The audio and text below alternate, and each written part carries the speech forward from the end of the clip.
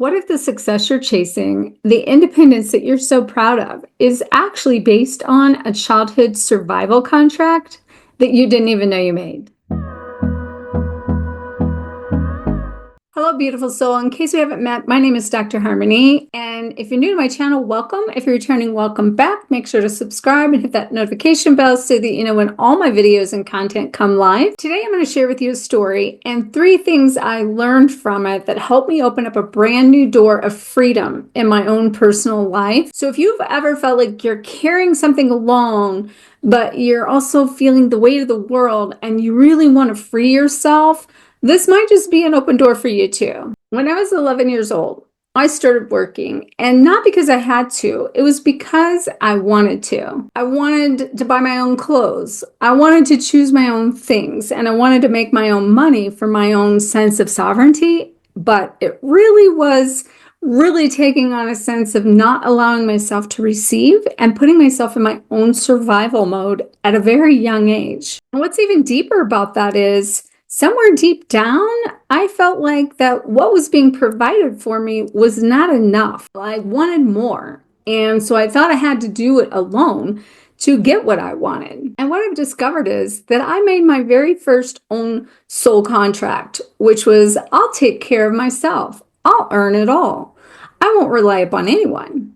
I didn't know it then, but that silent agreement has shaped my life and for decades now has been running as an unconscious program. So one of the first things I really learned about this is that these hidden agreements shape our reality. And most of the time when we look at soul contracts and we look at soul agreements, we're looking at things prior to incarnation or things that evolve throughout our situation with other people and our agreements we've made with them. But we forget sometimes to look at the ones we made with ourselves, and not just that we were incarnated with, and the ones that we've adopted in this life as our life is unfolding. And most of us don't realize that the life we're living today is literally based on the agreements that we made with ourselves as a child. And for me, that hidden belief has been, I have to earn everything myself. I have to become the silent driver behind my success, but also the stress, my struggles, and the striving that I have been doing my entire life. So even when life has looked good on the outside,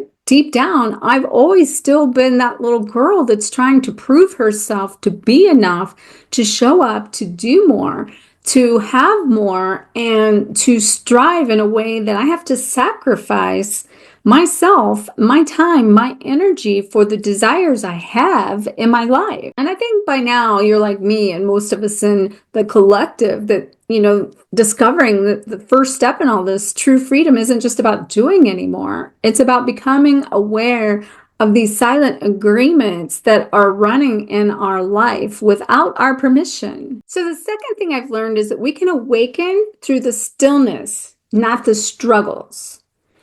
That old version of me that believed that freedom would only come through pushing harder, achieving more, proving myself. And for what reason, right? Because that's just a child somewhere underneath, not being seen or acknowledged, but most importantly from self, that the real awakening didn't come through that striving. It came through the moments of stillness as I've evolved.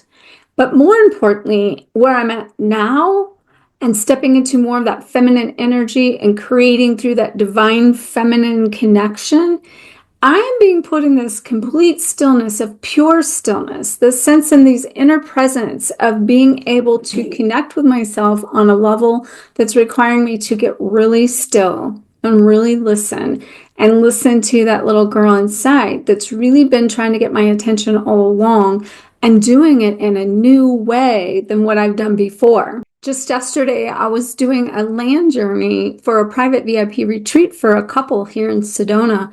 And I was sitting on some of the red rocks and we were anchoring and grounding and connecting, and I had them doing the same thing.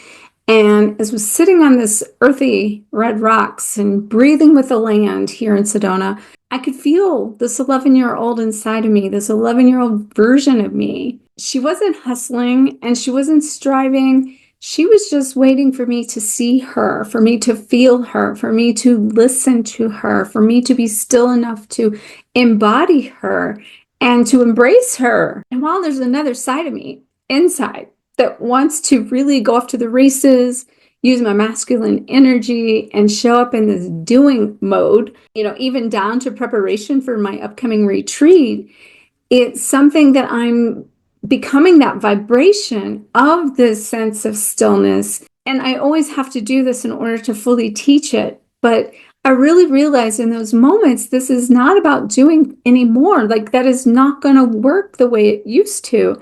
It's about me really getting this stillness, getting present and listening and seeing and acknowledging what's already inside of me. The problem is stillness is so unfamiliar to most everyone.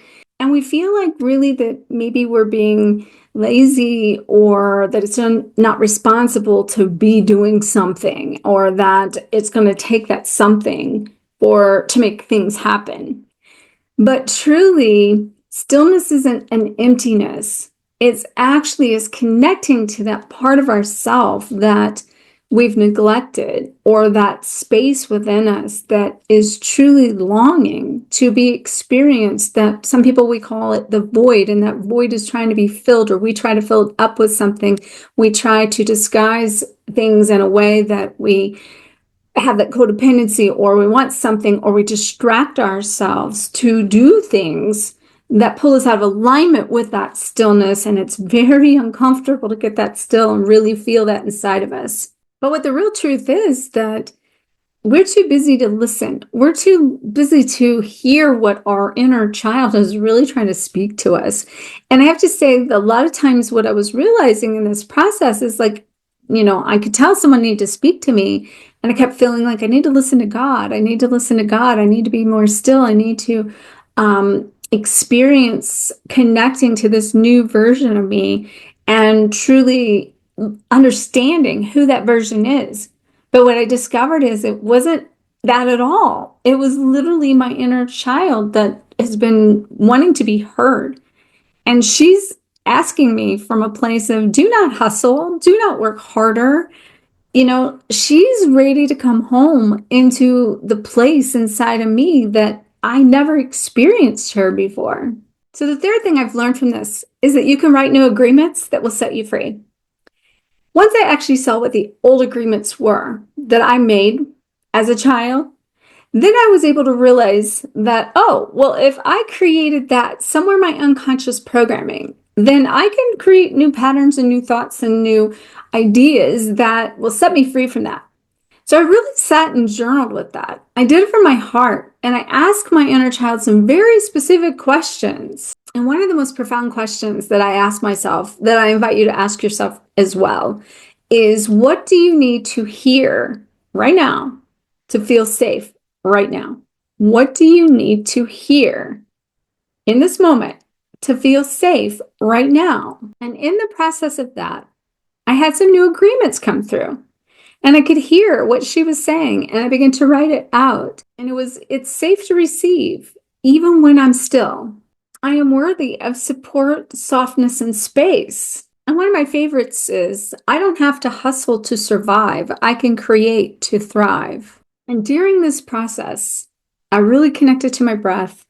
I really softened my thoughts, and I really imagined myself becoming one and embodying her and connecting to her and reparenting her, but most importantly, really let her reparenting me. And I could literally feel my nervous system begin to soften. I wasn't trying to earn my way anymore. I feel like that it was teaching me not to do that anymore, because I've had some different things and experiences I've been through in life lately that have brought up things for me to look at in new ways. And these are things that I'm looking at, and how I go forward as this new version of me, and how do I continue to navigate this gap in me as this huge multidimensional transition from, who I've been to who I'm becoming. That's a huge gap, bigger than any gap that I've experienced before. And if you're experiencing the same gap, please let me know in the comments, because I'd love to know that I'm not alone in this gap. And so I know, most importantly, one of the things that this 11-year-old is trying to teach me is that I don't have to earn my way anymore for money or love or any of the above. That I can truly remember that I already am worthy, that I already am worthy, and that I'm just being now is enough to show up authentically who I am. And what I know for a fact is you can do this too. And I know this all really sounds so simple, but I want you to know that's the simplicity of what we're returning to in this authenticity.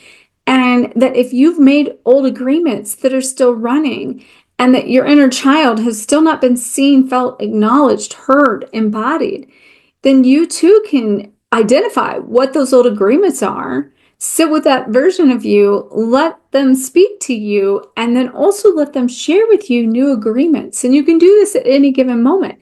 And know that these agreements are based on your new truth, and they're not based on trauma anymore. And if this is speaking to your soul, and if you're ready to truly heal these old agreements you made with that inner child, that younger version of you, and create a new blueprint for your life going forward, then I really invite you to join me here in Sedona for this Soul Remembrance Retreat that's coming up April 24th through 27th. And it's a space to be fully seen, held, and to be set free. And most importantly, set free that inner child, so the inner child can actually breathe again, or maybe for the very first time. And for you to also stop striving, for you to also start thriving, and for you to know that that younger version inside who's still trying to prove themselves that they are enough, and remembering that you're enough the way you are. And this space for myself, for where I'm remembering my own inner child and getting to know who she truly is, has been probably one of the most sacred things I've ever done in my life. And it has been me preparing for this retreat that took me here.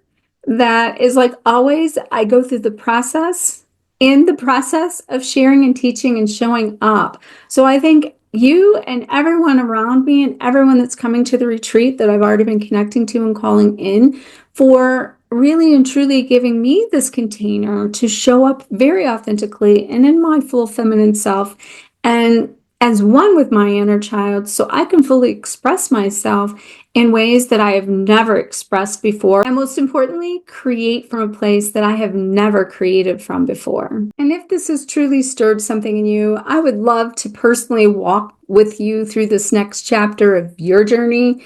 And if you say yes this week, I'm offering a special $500 off as a soul gift for anyone willing to answer the call. And you can leave a message below, or I'll also put a link below and above for you to check out more information about that. You will not find that special offering on the website, but you can leave me a message below, or you can email me at drharmony for Dr. Harmony at twinflameexpert.com. And I will send you a direct link that is a special offering and a special gift just for answering the call. Make sure to let me know in the comments what agreements you've made in the past that you're letting go of, and what you're rewriting for your inner child. And don't forget to give this video a thumbs up, so it really helps promote the channel and this message. And I want you to know, most importantly, that I truly see you, and I truly feel you, and I believe in your own sense of freedom, because I know that if I can do it, I know you can do it. And you are worthy. You are enough the way you are, always. And I'll see you next time. Much love.